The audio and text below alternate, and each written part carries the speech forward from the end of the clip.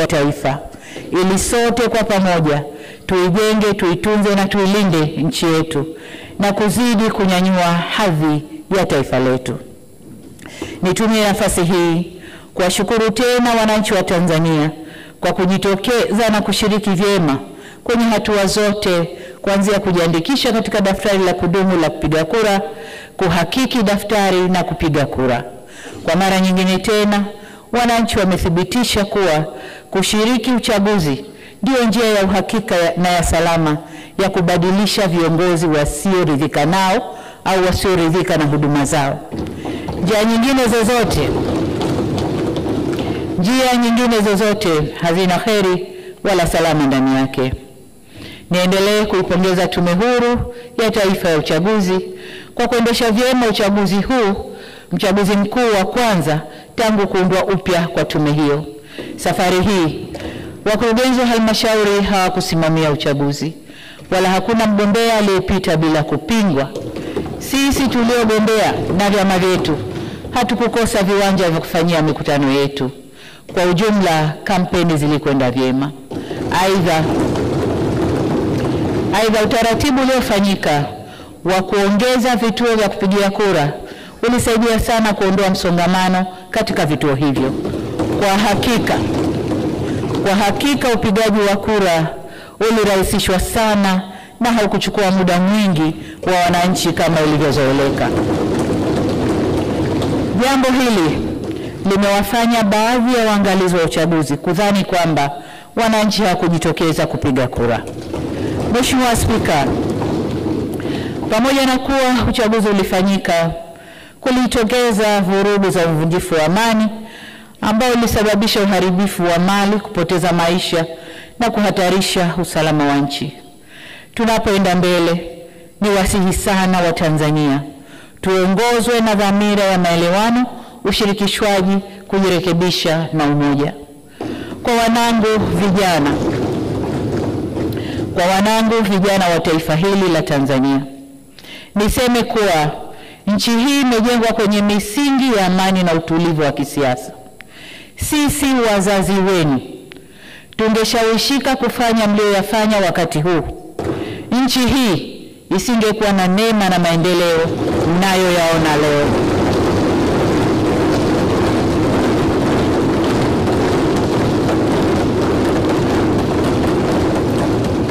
Mheshimiwa Spika, nataka nirudie hilo kwa wanangu vijana wa taifa la Tanzania. Sisi wazazi wenu, kama tungeyafanya mlioyafanya nyinyi, nchi hii isingekuwa na neema na maendeleo mnayoyaona leo.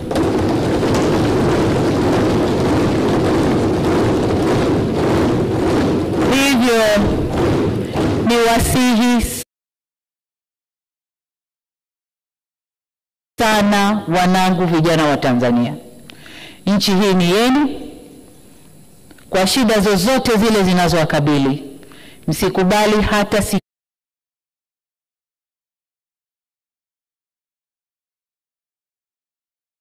moja hili, na waomba mlikatae kwa nguvu zenu zote.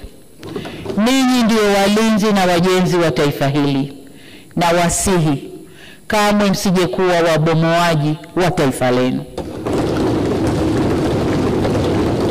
Mheshimiwa Spika, kuna wakati vijana hufuata mkumbo wa uhalifu kwa ushabiki. Ninatambua kwamba vijana wengi waliokamatwa na kushtakiwa kwa makosa ya uhaini hawakujua wanachokifanya. Nikiwa mama na mlezi wa taifa hili, ninavyoelekeza vyombo vya sheria na hasa ofisi ya mkurugenzi wa mashtaka kuangalia kiwango cha makosa yaliyofanywa na vijana wetu. Kwa wale ambao wanaonekana walifuata mkumbo na hawakudhamiria kufanya uhalifu, wawafutie makosa yao.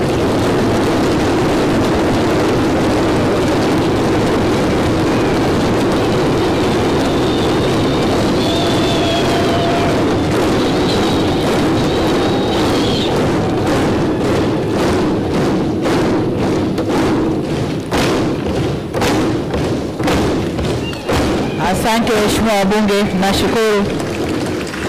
Waheshimiwa wabunge, ukiangalia klipu zile za maandamano, unaona kabisa kuna vijana ambao waliingia kwa kufata mkumbo. Wanaimba kwa kufata ushabiki. Hawakuwa wanajua wanalolifanya. Kwa hiyo kama mlezi, kama mama, ndio maana naelekeza vyombo vya ulinzi na usalama, hasa ofisi ya DPP, kuchuja viwango vya makosa. Na kwa wale waliofuata mkumbo, basi waseme nao kisha wawaachie waende kwa wazazi wao. Natoa msamaha huo kwa sababu hata maneno ya Mwenyezi Mungu katika kitabu cha Luka sura 23 mstari wa 34 yanasema, na hapa nanukuu, Yesu akasema, Baba uwasamehe kwa kuwa hawajui watendalo.